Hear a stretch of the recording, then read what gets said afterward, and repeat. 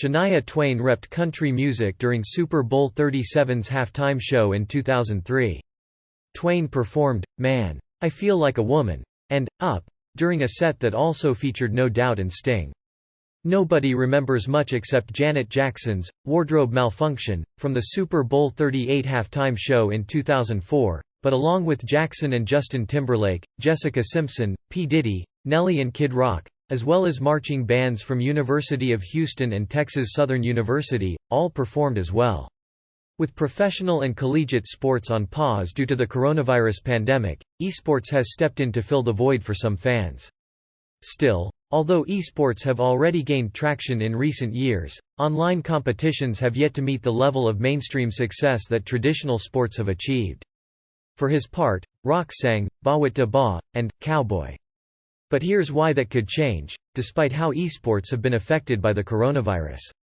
Last updated, January 14, 2021. Many fans of the MLB, NBA and NHL are now turning to esports to get their gameday fix. In addition, the shutdown of schools could lead younger fans to get into esports as they have more time to watch their favorite influencers play. These new fans could continue tuning in to Twitch or YouTube competitions even after traditional sports resume. There's only so much Netflix you can watch. With more time on their hands, people who didn't even watch traditional sports might find themselves watching esports as an alternative to their usual entertainment. Though the coronavirus pandemic will likely bring in new esports fans, the audience has already been growing exponentially. The audience for esports has more than tripled from 2012 to 2019, according to data from video game retailer and publisher Green Man Gaming.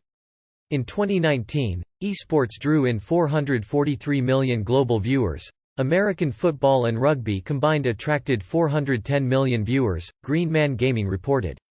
The esports audience is projected to surpass the audience for baseball by 2022. A 2020 report by Limelight Networks found that gamers ages 18 to 25 spend significantly more time each week watching other people play video games online, 4 hours, 7 minutes, than they spend watching traditional sports on TV, 2 hours, 36 minutes, or online, 2 hours, 34 minutes. In 2019, esports received a whopping $1.95 billion in investment funding, the Esports Observer reported, so clearly investors see a huge potential for growth for the industry.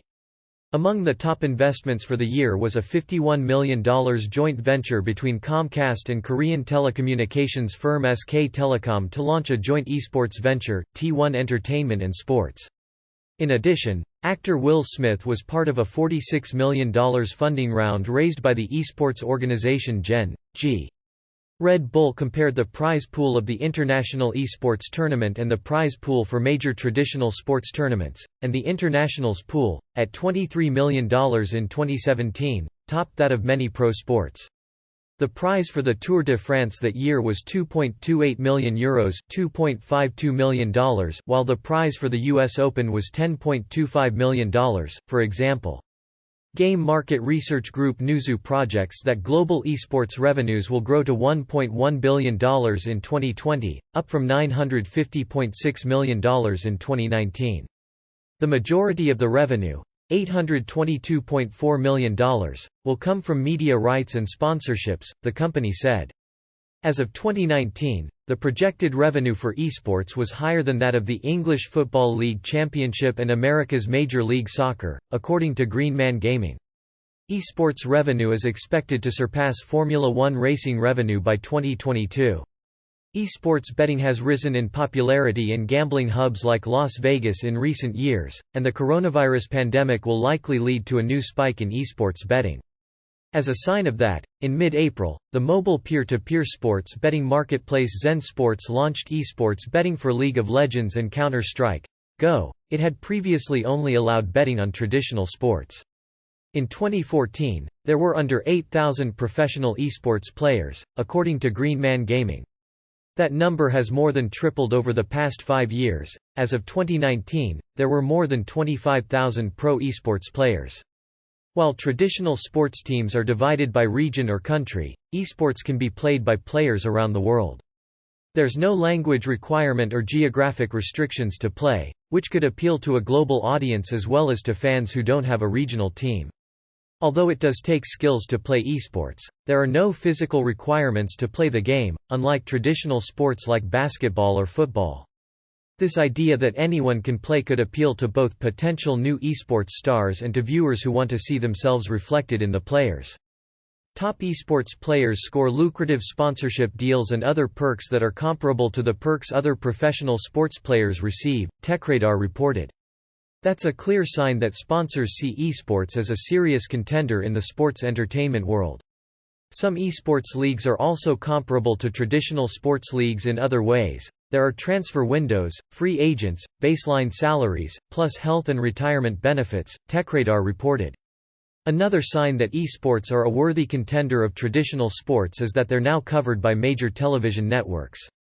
In the UK, the networks BT and Sky have broadcast major esports events, like the Intel Extreme Masters, and Sky even has its own dedicated esports channel, Ginks Esports TV, TechRadar reported.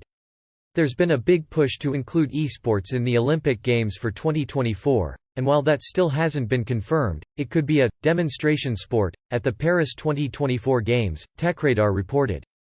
In the meantime, esports are already an official part of the 2022 Asian Games.